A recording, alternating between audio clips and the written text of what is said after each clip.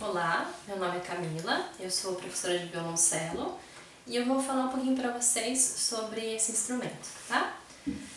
Bom, o violoncelo ele é um instrumento da família das cordas friccionadas. O que seria isso? É um tipo de instrumento, assim como o violino, a viola e o contrabaixo, que o som ele é produzido através da fricção, né, que o arco faz sobre as cordas.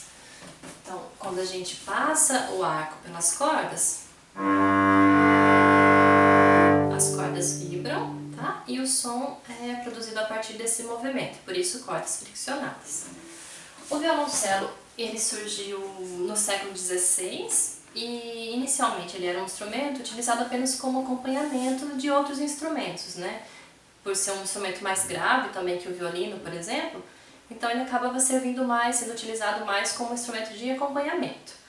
A partir do século XVIII isso já começa a se alterar e ele passa a ser um instrumento a ser utilizado solo também, né? Seja em solos de trechos de música ou também como um instrumento solista, né? Sendo tocado apenas ele.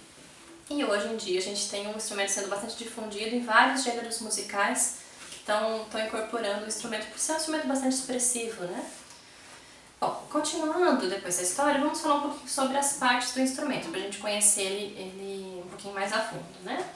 Começando aqui de cima, a gente tem essas 4 peças, tá? Que a gente chama de cravelhas. 4 peças porque nós temos 4 cordas, tá?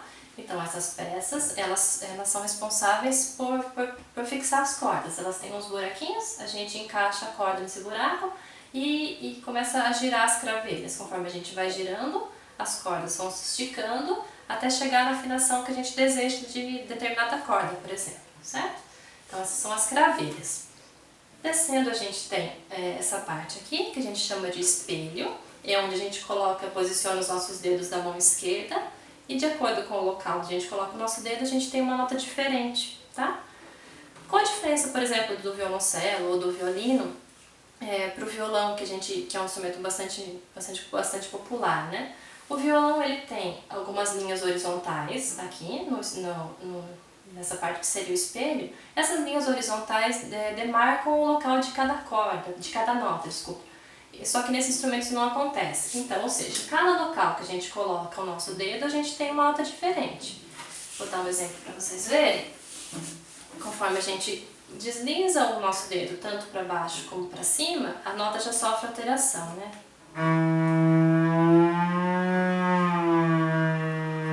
Aqui eu mostrei uma forma bastante abrangente de movimento, mas se eu fizer um pequeno movimento só de mexer o dedo, isso já muda também.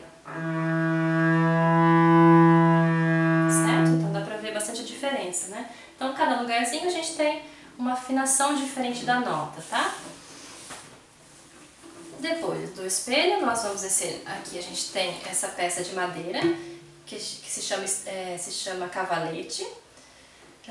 Embora muitas pessoas pensem que o cavalete é uma peça colada, fixada mesmo no corpo do instrumento, isso não é verdade, tá?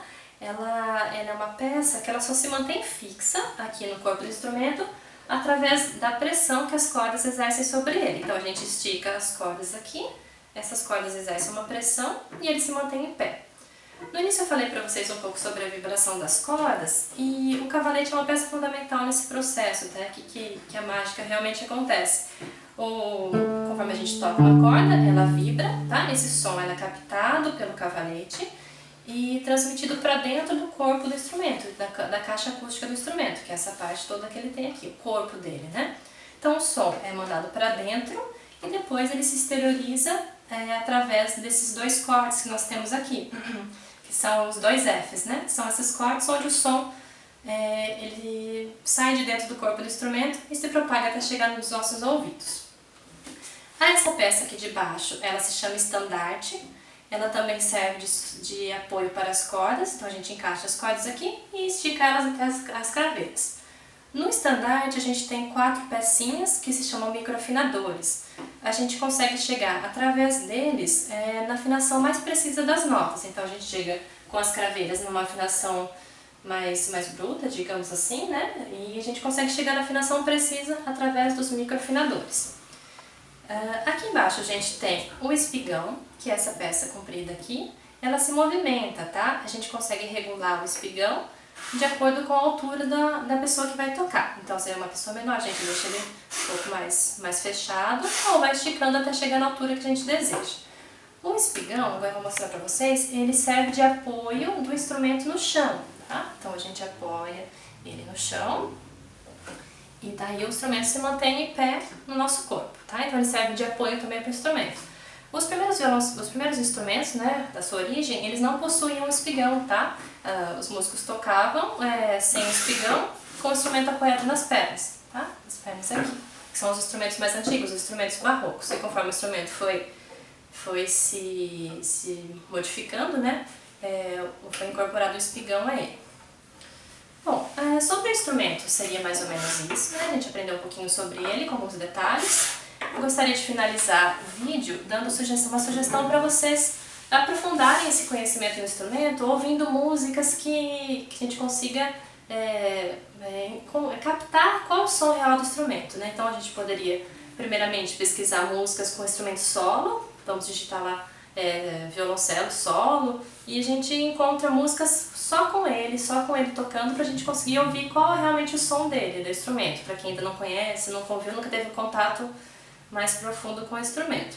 Feito isso, reconhecendo o som do instrumento, eu sugeriria para vocês pesquisarem músicas que têm outros instrumentos juntos com o violoncelo. Por exemplo, a gente pode pesquisar um quarteto de cordas tocando uma determinada música e conseguir detectar qual o som do violoncelo em meio aos outros, né? Então a gente tem o violino um pouco mais agudo, e se a gente for pensando no som mais grave, até a gente chegar no violoncelo, tá? Pra gente conseguir diferenciar o som dos outros instrumentos.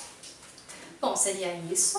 Eu espero que esse vídeo tenha sido útil para vocês iniciarem a pesquisa no instrumento, né? Conforme a gente vai pesquisando, a gente vai ouvindo muito, a gente vai vendo que realmente é um instrumento encantador, né? E quando a gente ouve um som, e é ainda mais diferente a gente ouvir um som, assim, cantar com ele quando a gente toca, tá?